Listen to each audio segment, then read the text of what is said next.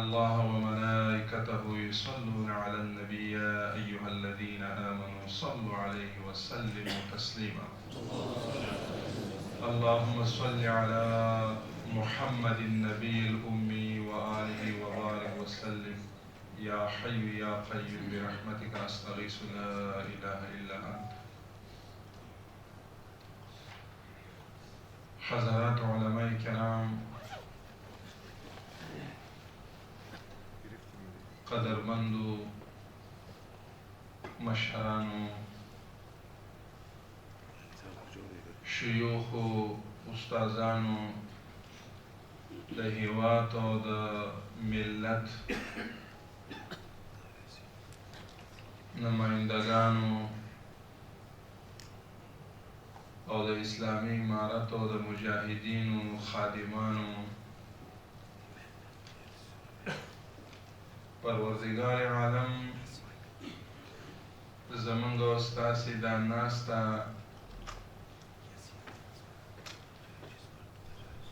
دغه سیمینار چې په دې څو ورځو او په دې شپو مسلسل جاري وو، الله دې د ټول هیواد دپاره دغه مثمر او منتج وګرځوي او زمونږ او ستاسې په وجه الله تعالی د شهداو ارمانونه پوره کړي او د امر بالمعروف نهی عن المنکر د مسؤولینو په برکت الله تعالی دغه اسلامی نظام قائم او دائم ولري او ښه ترجماني کول د اسلام د قرآن د الله سپېڅلی دین الله موږ او تاسې ته توفیق نصیب وګرځوي. زموږ او ستاسې په وجه الله اسلامي نظام بدنام نه کړي. قدرمندو، موږ تاسې نه ډېر زیات بخښنه غواړو او بخششي غواړو، ځکه په دې څو ورځو کې که محققو ستاسې خدمت ونه شو او چې څنګه خدمت تاسو لایق وایاست. به هر تقدیر زمونږ او ستاسې تعلق رابطه دا ناسته دا یوازې یو عمده سبب ده چې هغه یو نظریه او یو عقیده یو هدف ده. تاسو ټول علما یاست، محدثین لیکي چې دینی تعلق، روحانی تعلق، اسلامی تعلق دا د نسبی تعلق نه افضل او ارجح ده. قرآن کریم کې الله تعالی فرمایي، نوح علیه السلام مبارک چې کله سوال وکړ چې او پروردگار عالمه، ما سره وعده دا شوی و چې ستا اهل به زه غرق کوم نه او هلاک کېږي به نه. کنعان خو زما اهل و، زما بچی و، زما زوی و، خو الله ورته وفرمایل انه لیس من اهلک. قدرمندو، کنعان صاحب پسر حضرت نوح علیه السلام بود بلا شک و بلا شبهه، ولی سوال همین هست چرا الله تعالی فرمود انه لیس من اهلک.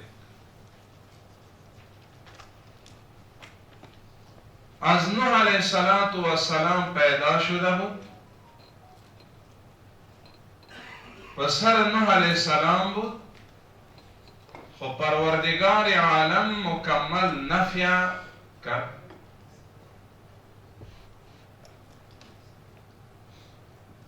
خود دلیل عدم اهلیت کنعان را پروردگار عالم بذات خود در قرآن کریم ذکر نموده. انه عمل غیر صالح. کدام هدف خودت داشتی ای محبوب من؟ کدام نظریه و مفکوره خودت داشتی و داری؟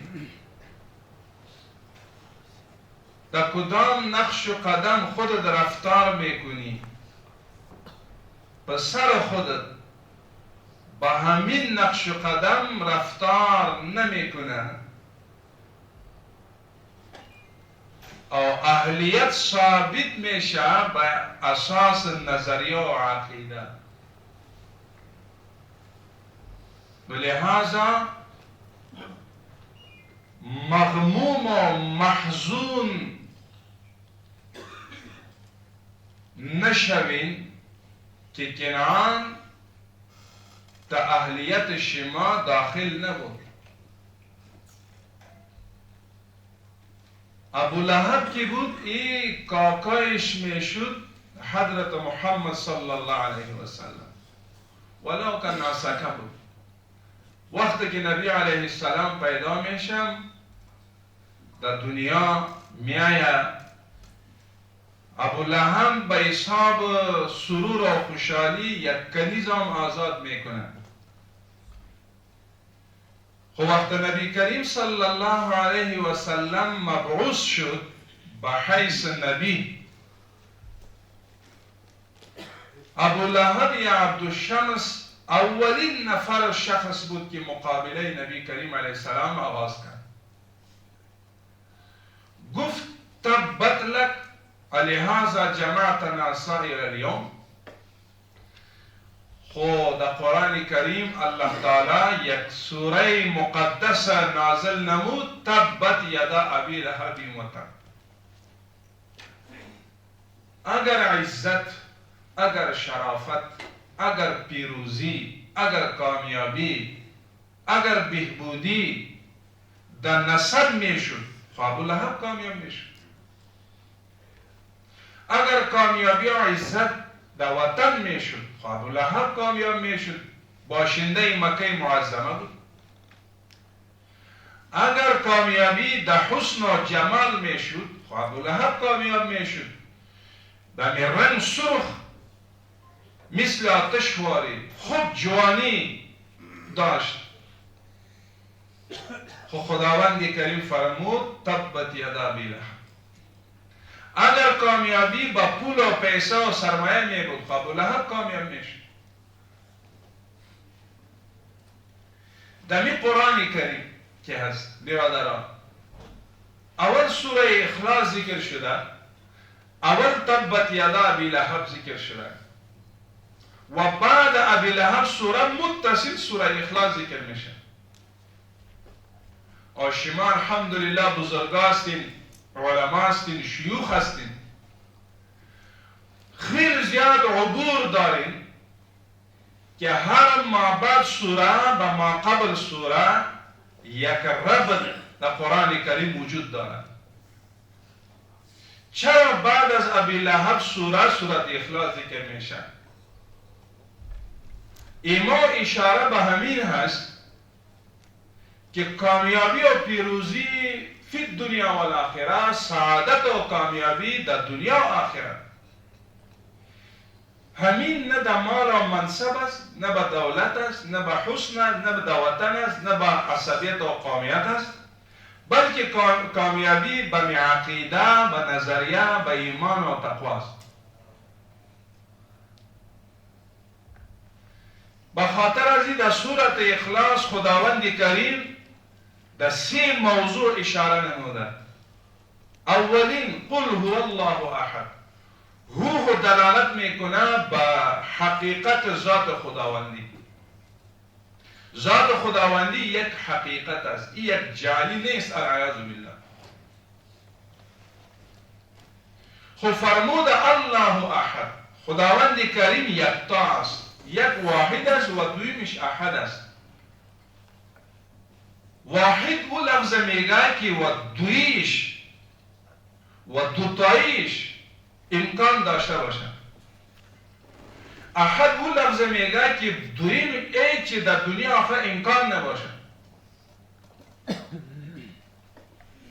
خداوند کریم فرمود ما احد هستم ای مسلمانان، شما اگر ایمان دعوا دارین با الله، با نبی کریم صلی الله علیه و سلم، با آخرت، شما هم به حساب دین و اسلام در مابین خود وحدت، اخوت، برادری پیدا کنین. همین کامیابی است برادر بزرگان. هر قوم که تنزل یافته، هر اقوام که مغلوب یافته، مغلوبیت را یافته، اساسترین علت در مابین مسلمانان امی فرقواریت و گروهی و دلبازی است. به همین وجه اسلامی امارت را خداوند کریم پیروزی را نصیب کرد. اسباب متعدد است و عمده سبب وحدت و اخوت و برادری. و دویمش بردباری بود. و یسیرون علی انفسهم ولو کان بهم خصاصه. اوصاف صحابه کرام همین بوده که و ترجیح میدادن با رفقا را، با احباب را، با دوستا را، با بزرگان را و پیش میکردن، جان خود را باز میگفتن که ما در پشت شما هستیم. و همین اوصاف مجاهد است. اشعث رأسه مغبرة قدمه ان كان في الساق كان في الساق وان كان في الحراسة كان في الحراسة ان استشفع لم يشفع وان استاذن لم يؤذن له او كما قال عليه السلام. قدرمندو د دې په وجه نسب ته څه ترجیح نشته چې ایمان نه وي. ګورئ سلمان فارسی رضی الله عنه عجمی و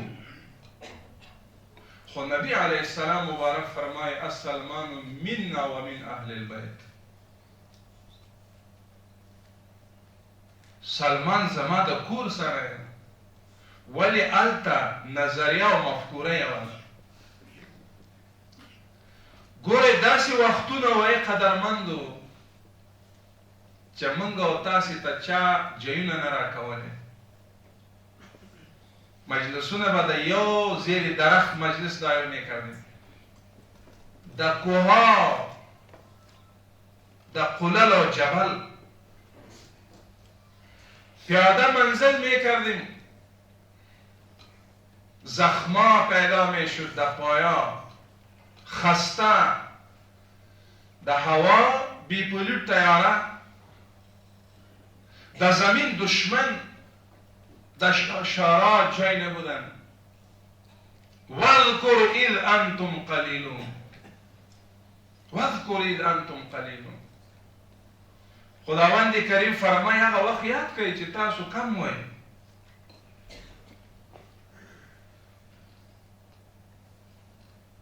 نو چې موږ کم وو په اعتبار د کمیت، په اعتبار د کیفیت، په اعتبار د عادت او عدت،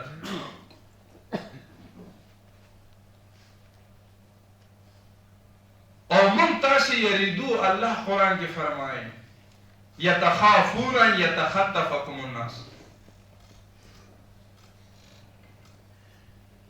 فآواه ونصره. هغه حالت ته وګورئ، اوس بیرون وګورئ، هر رئیس سره موټر، هر امیر سره موټر، اسباب الحمدلله آراسته و پیراسته، دفاترو ته د سنگر نه دفتر ته راوستلو. سمع شکایت الله ته منتخب کړي چې د مظلومانو تاسو واورئ. نعره تکبیر،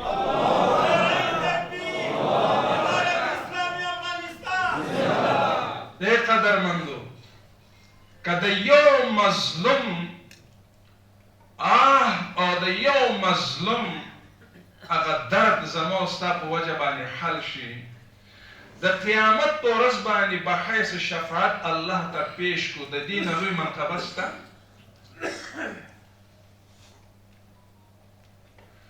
قرآن کریم کې الله فرمایي ان الله یامر بالعدل والاحسان. مفسرین وایي چې عدل ته اشاره ده حقوق الله ته، احسان لفظ ته اشاره ده حقوق الله حقوق العباد. ان الله يأمر بالعدل حقوق العباد والاحسان حقوق الله.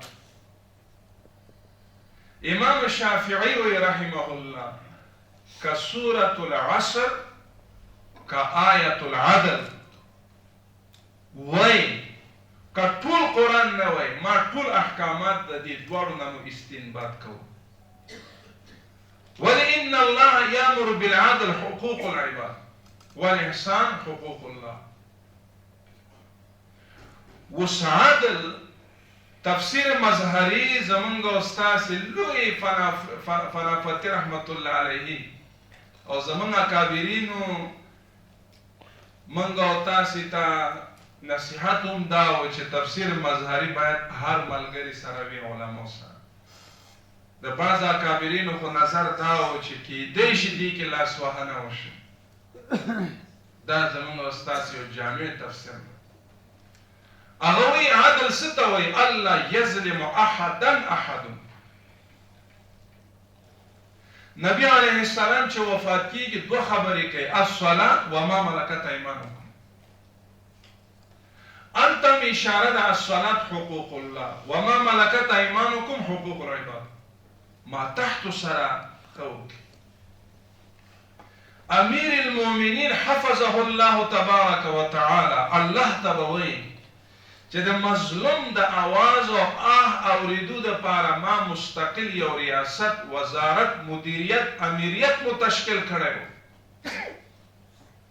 او اقامه د معروفات او ازاله د منکراتو د پاره موږ مستقل یو وزارت تشکیل کړی او خرچه به مو ورکولې، اسباب مو مهیا کړه په سخت حالاتو کې. نو که موضوع ما او تاسې ته ودرېده نو الله ته به څه جواب ورکړو؟ قدرمن دا عهده او منصب سره انسان کمزور د مغرور کېږي، هغه روحانیت ختمیږي. او چې څونه نبی علیه السلام زمانه لرې کېږي مادیاتو ترقي کېږي او روحانیت تنزل طرف ته روان. من تاسو وینو هغه ګلالی ځوانانو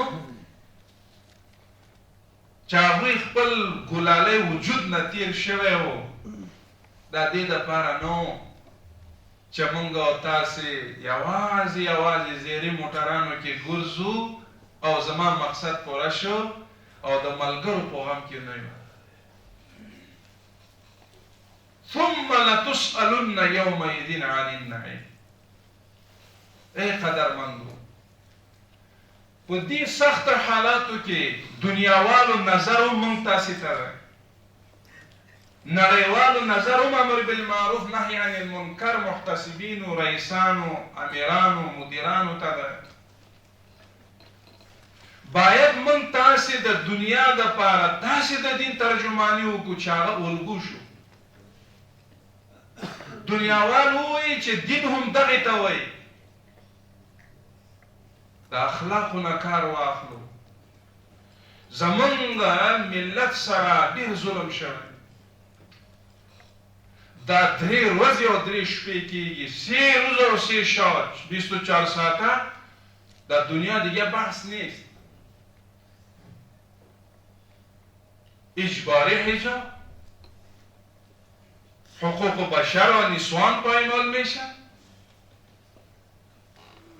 اوس نړیوالو ته دا صلاحیت چا ورکړ چې زما د مور، زما د خور ټیکرې او پړونی، زما وجود او خورکۍ د سر نه دوی وغورځوي.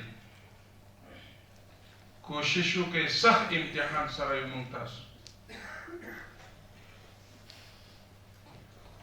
اوس که دا حجاب خو فرض ده، 8 میاشت موږ او تاسې ذهن سازي وکړه، د دغه پردو نه به موږ تاسې به باید متاثر نه شو.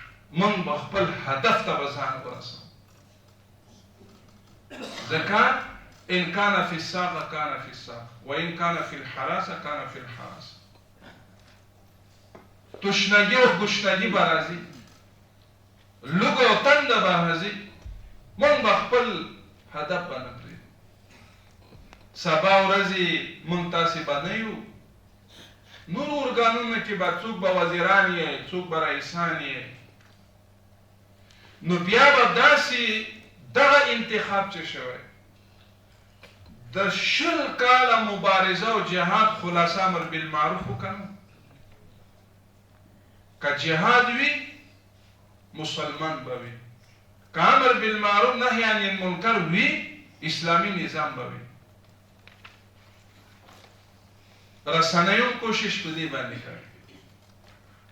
هغه انجوګانې چې د هغوی په ایما باندې هغه حضراتو ته مونږ وایو چې تاسو اسلامي امارت مجاهدینو پسې منفي تبلیغات مه کوئ.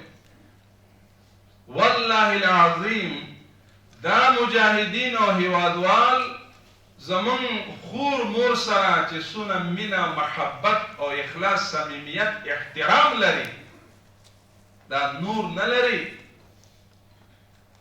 نور اقوام کوشش کوي زمون خویندې میندې بې فته کړي، بې عزته کړي، بې حرمته کړي، ټیکرې د سر نه یې وغورځوي. اسلامي امارت امر بالمعروف غواړي چې زمون خور او مور په دې سرونو باندې ټیکرې کړي.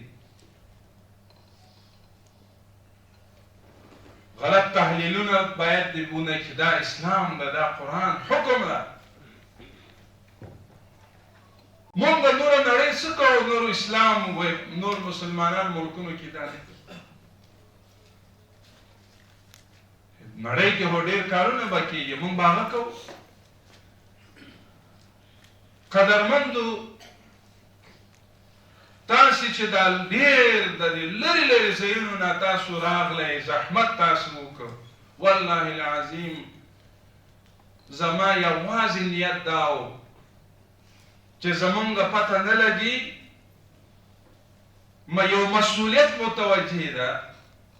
د ادارې نه به تاسو خبر کو، د تشکیلاتو نه خبر کو، د لوایحو نه خبر کو. آینده دې دپاره خدای مه کړه د امر بالمعروف په نوم باندې موږ تاسو مجروح نه شو. که موږ یو که نه، ځکه دا ستا سپین چپن دا دنیا ته یو الګو امن پیغام ورکړي، او دا یو داسې عزت چې په سړک باندې ته ولاړې او سپین چپن در سره یې، دا په دې ټوله دنیا کې دا تا ته ګوري دا سپین چپن چېرته خیرن نه شي، چرک نه شوه. که ستا لمن الله دې نه کړي مجروح شي، دا ټول هېوادوال به مجروح کېږي. او اسلامي امارت د صبر او استقامت نه به کار واخلو. نبی علیه السلام په سجده باندې و، نو د سجدې په حالت کې واکدارانو د هغه وخت د ډیران نه د اوښانو لرې به راوړه، د نبي علیه السلام په اوږه مبارک باندې به ایښودل که نه؟ تاسو علما یې نه ده شوی داسې؟ عبدالله ابن مسعود وی رضی الله تعالی عنہ چې صاحب السواک والنعلین ده. نبی علیه السلام سره لازم غیر منفک و. د ابو جهل سرم غصون کی حضرت عبدالله ابن مسعود رضی الله عنه. د امام ابو حنیفه رحمه الله ټول هغه روایات د حضرت عبدالله ابن مسعود رضی الله تعالی عنه په اساس هغه فرمایي چې نبی علیه السلام په سجده حالات باندې و، واکدارانو مشرکانو به د اوښانو لرې به د رسول الله صلی الله علیه وسلم لولاک لولاک لما خلقت الافلاک. زما دونه جرأت نه و چې ما هغه لرې د حضرت محمد صلی الله علیه وسلم اوږه مبارک نه مو لر کړی وی. واذکر اذ انتم قلیلون بدأ الاسلام غریبا فسیعود کما بدا. وی فاطمه رضی الله عنها به راغله، هغه به بیا به د نبي علیه السلام نه به دا کثافات به لرې کوه. نبی علیه السلام په حالت د سجده کې و، په سجده باندې بیا هم بددعا یې نه ده کړې، بیا هم حوصله نه ده بایللی، باز هم بې حوصله نه شوه. پیام د تمام انسانیت به امت مسلمه دا ده او تلقین به صبر و استقامت نموده. قرآن کریم کی د قرآن کریم لفظ صبر به 73 جای ذکر شده او صبر کی ذکر میشه. امام ابو حنیفه رحمه الله تعریف الصبر میکنه، كلما ورد الصبر في القرآن المراد من الاستقامة. استقامت چرا میگه؟ الاستقامت فوق الكرامة. استقامت در نبی کریم علیه السلام حدیث آمده، این قتلت و حرقت و صلبت. این همی استقامت است. باید نظریه ما شما، هدف ما شما بمی سخنای کمزور باید کمزور نشم، باید ما شما شکار نشویم. نبی علیه السلام دونه استقامت کرده. من تاسو کجایو؟ من تاسو سره خدا سي برخورد نه ده شوی اوسه پورې. الحمدلله اوس خو ته د قوت او د ځواک مالکي، حکومت ده در سره.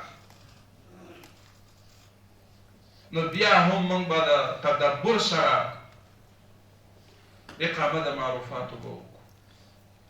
ای قدرمندو، زمونږ او ستاسې په مابین حجاب رفع ده چې څه ضرورياتي تاسو موږ ته داسې ویلی شئ لکه په کور کې اولادو ته چې وایي. زمونږ چې څه وس وي انشاءالله دریغ به نه کوو. امر بالمعروف نهی عن المنکر نوی ایجاد وزارت ده. مسلکیانو نه موږ وپوښتل چې تشکیل به څونه وخت به ولګي چې تشکیل به تکمیل شي. دې کې یو کال 2 میاشتې به لګي. ای قدرمندو، اوس 8 میاشتې وشو، الحمدلله په ولسوالیو کې نور وزارتونه یو مدیریت لري، موږ تاسو 10 کسان لرو. ولایتونه په 3 کټګورۍ باندې تقسیم شوی، اول، دویم، دریم. اوس څه کم 8000 ته زمونږ او ستاسې تشکیل راسي، څه کم 2000 شاوخوا او داسې به روانې. نو وسایل الحمدلله شته، وسایل لرو، تنخواه لرو. نو کمی بیا په څه کې وي او دا یو نیم کمی وي هغه به هم الله تعالی به پوره کړي. که خپل په مابین کې یو مجاهد ما تا ته وایي چې ته امر بالمعروف والا څه حیثیت نه لري، نو څه وشو؟ ادفع بالتي هي احسن. ټول اسلامي امارت تا سره همکار ده. ایرو د اخترونو کې هلته یو مجلس وشو، د امر بالمعروف په سرپرستی تشکیل وشو.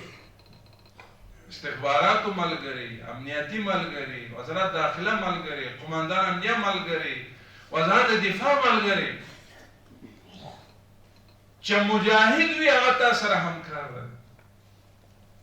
او که څوک چې در سره څه خبرې کوي خو هغه به د لا یعلمونو یا هغه به در چېرته ناشنا وي، نابلد باشه. همراه رئیس، همراه والی، همراه ولسوال باید همین موضوع مطرح شود، بجای از اینکه ما شما متنفر شویم. اوس دلته یو ملګری، یک رفیق، یک چیز داده اینجا در موترا، شیشه، سیاه هستن، در داخل منکرات اعمال میشن. یه باید شما معلومات بگیرین، اموجا موتر اشتاد کنین با ما زنگ بزنین. ځکه د یو منکر مخنیوي موږ ونه کړو، که دلته مرګ راشي زما د پوره قسم یې الله ته جواب دی که موږ وفات شو.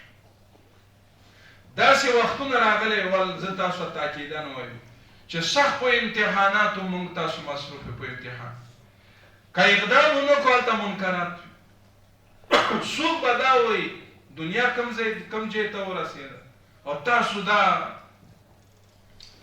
ریش کل میکنیم، کلاه در سرش نمانده، باید حجاب کنیم. امی وقت امی موضوعان نیستن، امی تو میگن خواه دین نه به نماز باشه، دین نه کلاه میگه، دین نه به ریش میگه، ریش هم دین نمیگه، حجاب هم دین نمیگه. خو شما تعریف کنیم دمی لوحه نوشته کنیم دمی دین چی است؟ باز چی است دین؟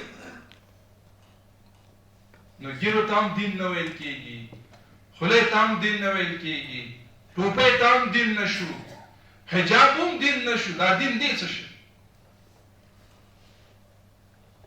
مثنوي رحمت الله علیه لیکي، مولانا روم رحمت الله علیه وایي یو نفر ورغی وایي چې ما ته عکس د شیر جوړ کړه د زمری، او د زمری عکس چې جوړېږي هغه په پیشکاري جوړېږي په دې بدن. نو چې یک پیشکاری در داخل کرد در بدن، گفت واه مرا خود درد میکنه، حلاک ساخته، چرا جور میکنی؟ حالا سرش جور میکنی، همین سرش جور میکنی. و دویمش پیشکاری که داخل میشه همین چیز میگن دنبه جور میکنی، همین هم جور نکنی، ایلا کن، همین هم ایلا کن.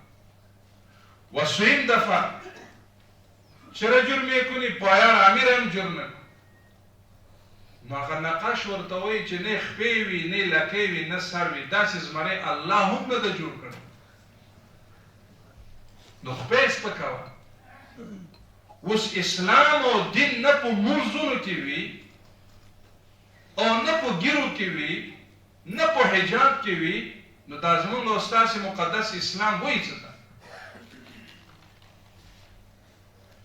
نو یو طرف ته به بعض ملګري به درته وایي چې ګزاره کوئ، بل طرف ته نور ملګري به درته وایي هر ځان قربانوئ.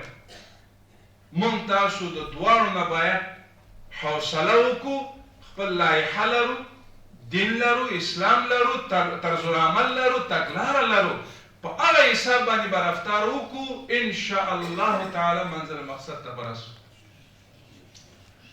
حضرت امیر المؤمنین حفظه الله تعالی ته الله طویل عمر ورکړي. په تاریخ کې داسې شیخ امیر په دې نږدې قرونو کې نه دی راغلی. دا په موږ او تاسې ډېر لوی رحم دی. السلطان ذل الله تعالی مصداق ته د دغه حدیث. نو چې امر بالمعروف په باره کې د اختر په پیغام مبارکی پیغام کې دا نشته کړی چې امر بالمعروف ملګري باید د افراد او د تفرید نه کار وانخلي. قدرمندو زمونږ ستاسې په دین کې هم افراط او تفرید نشته. افراط او د تفرید نه کار مه اخلئ. د دې معنا دا نه ده چې څو منکرات کوي تسامح وکړي، نه. افراط او تفرید دا معنا ده چې مباحاتو ته مستحباتو ته د فرضو په نظر مه ګورئ او محرماتو ته د مباحاتو په نظر مه ګورئ.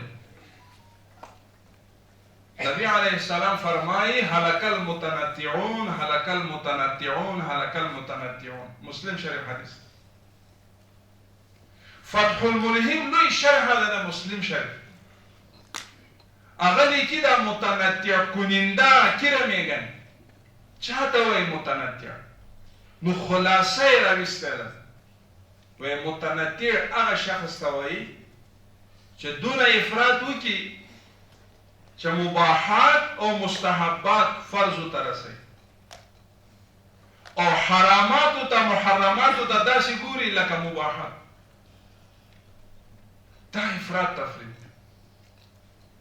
من به مستحبات با په استحباب به باید وپیژنو، محرماتو ته د حرام په نظر به وګورو، فرایض او واجبات به خپل په حیثیت باندې وپیژنو.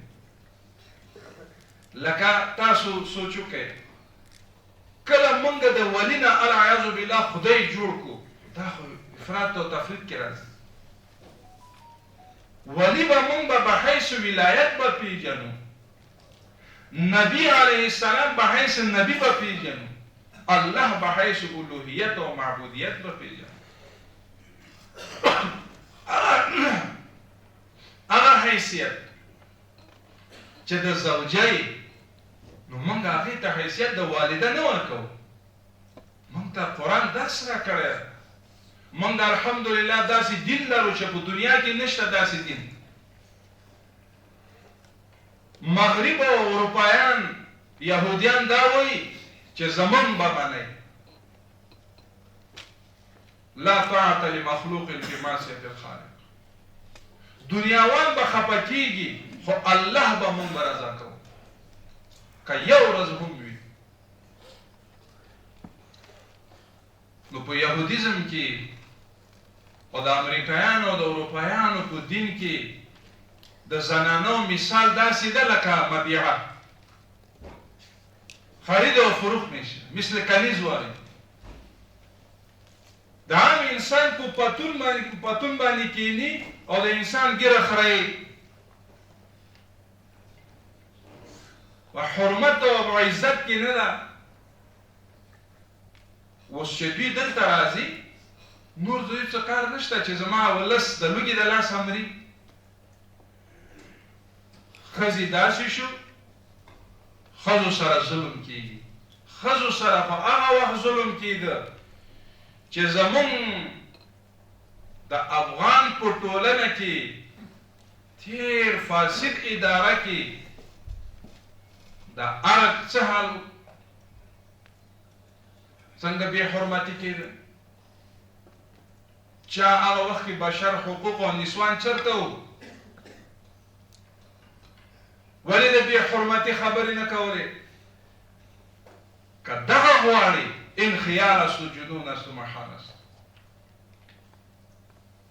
الحمدلله زمون دین زمون خویندو ته میراث ورکوي. کوم داسې دین ده چې هغه خویندو ته میراث ورکوي؟ راته وښایئ، نشان بدي. زما مور زما خور دونه حق لري چې هغه کور کې کینی او زه د هغې دپاره کمایي کوم، دا ما ته خپل دین وایي. نو ته یې ولې وباسي؟ نو امر بالمعروف دې دپاره تشکیل شوی چې زمون خویندې په عزت، په حرمت، په قدر عفت کې خواندي شو، زندگی تیار کړي. داسې نه ده العیاذ بالله بې عزته شي. مجال ده چې یو لوپر یا کوچگش باشه، یکان نفر پیدا میشن.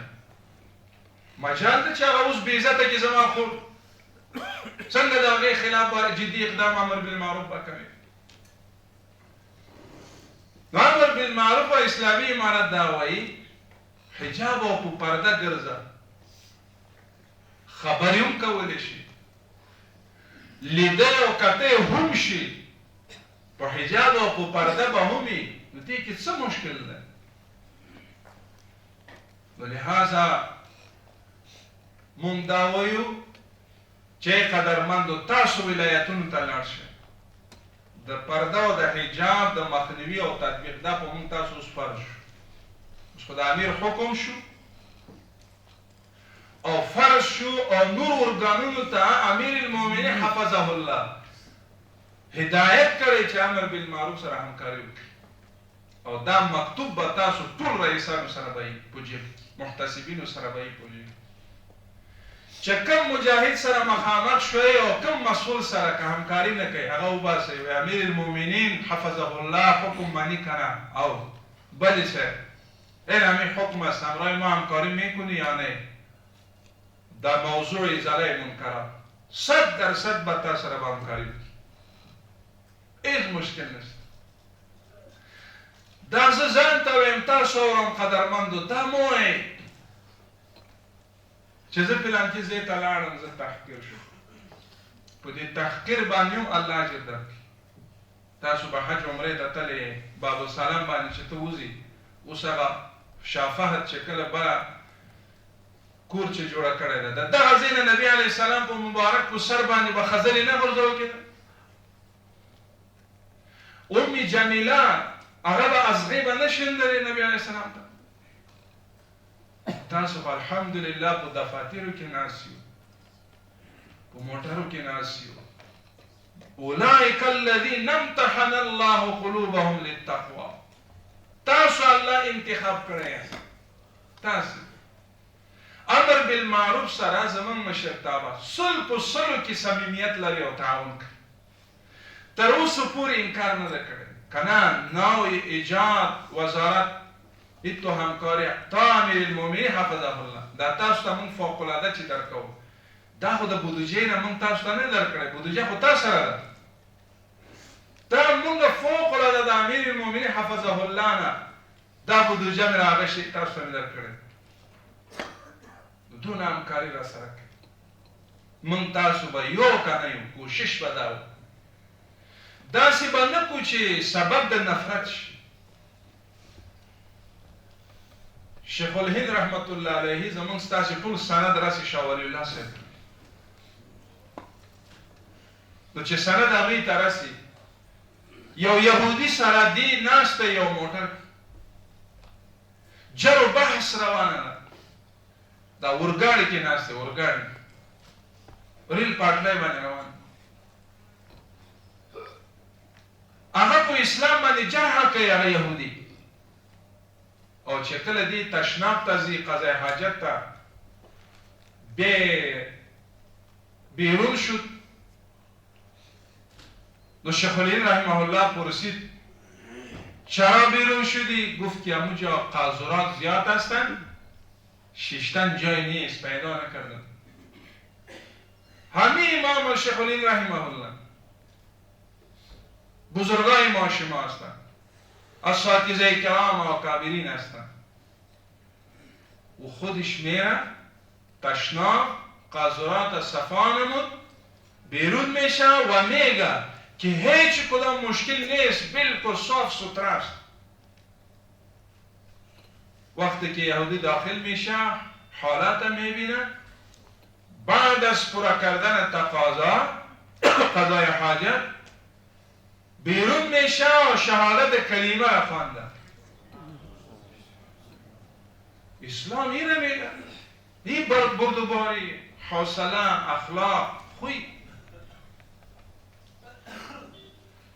وإنك لعلى خلق عظيم ولو كنت فظا غليظ القلب لانفضوا من حولك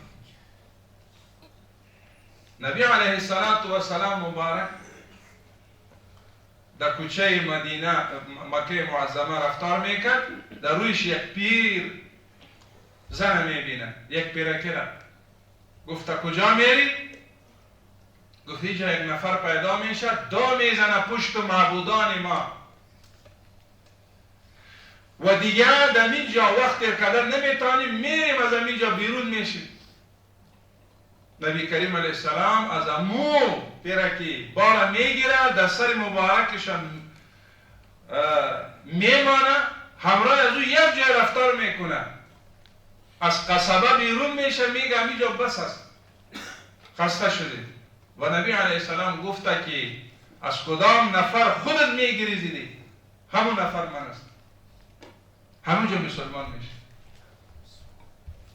اینقدر ممنون من تاسی الحمدلله تاسی علمای من خونه یو انتخاب کرده تاسو او بیا امر بالمعروف دا خلاصه ده دی نظام ده دا داسی ده لکه کوچ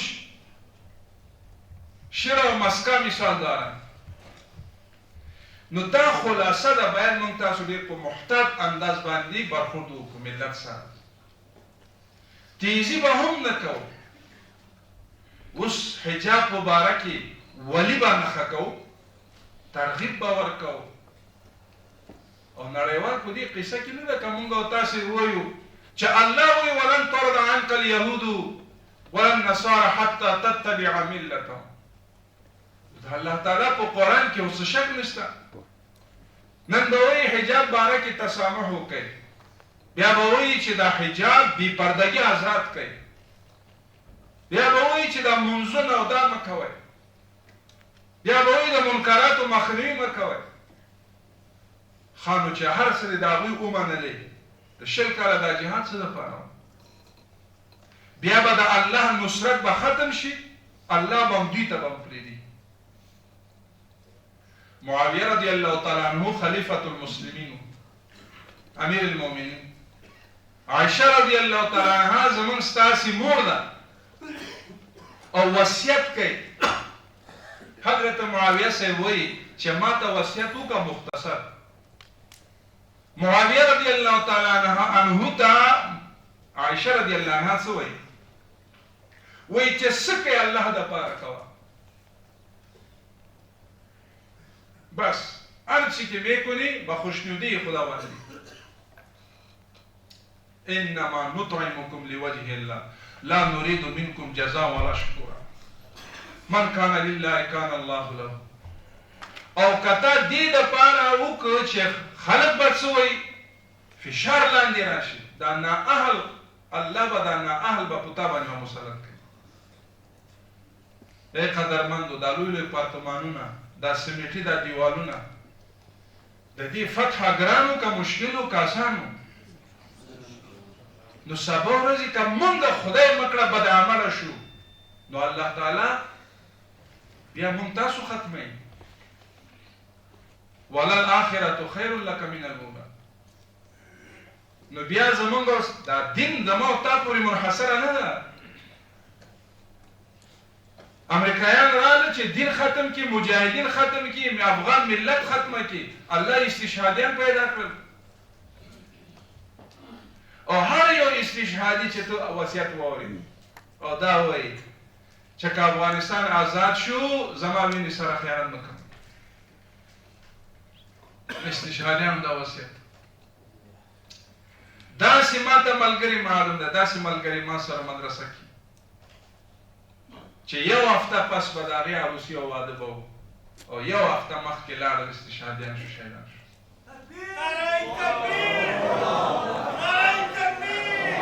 ای قدرمندو، داسې ملګري علما راته معلوم ده چې هغه 2 ورځې پس د هغې واده و، 2 ورځې مخکې شهیدان شول.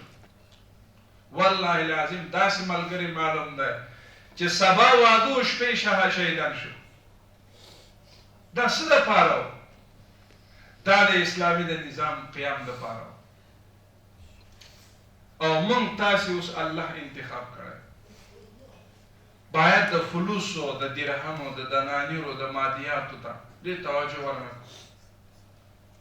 نو لهذا تقوا مهم شی دی، وخت مهم شی دی، امر بالمعروف مهم شی دی. لیس منا من لم یامر بالمعروف ولم ینه عن المنکر.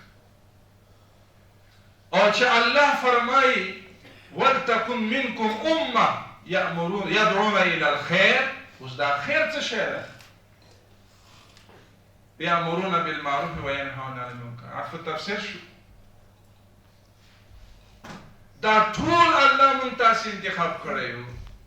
د سبا ورځې الله دې نه کړي د امر بالمعروف په نوم باندې که یو عمل کېږي نو بیا مونږ تاسې بیا مجروح کېږو.